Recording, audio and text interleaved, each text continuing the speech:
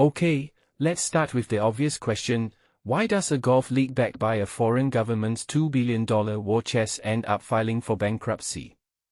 That's the surreal reality facing LIV Golf right now, and trust me, this isn't just about bad business decisions, it's a masterclass in how ambition, ego, and financial reality collide in modern sports. Here's what we know.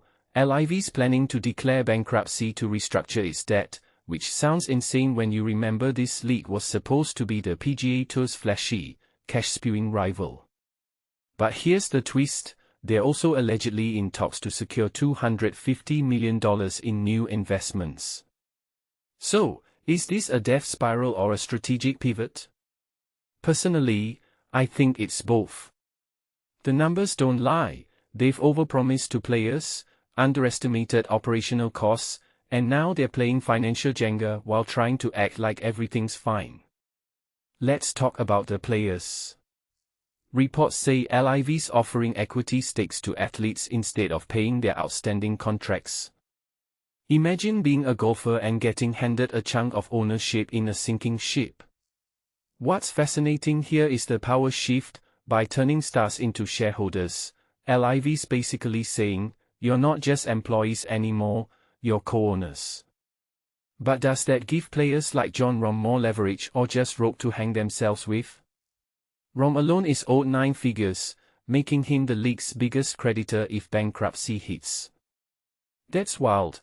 How many athletes get to veto their league's survival? Now, the bigger picture, why does any of this matter beyond golf fans?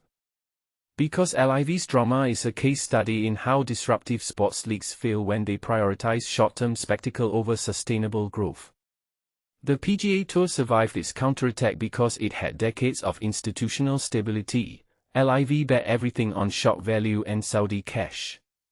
But here's the kicker, even with bankruptcy looming, investors are still circling. Why? Because sports are a rigged game.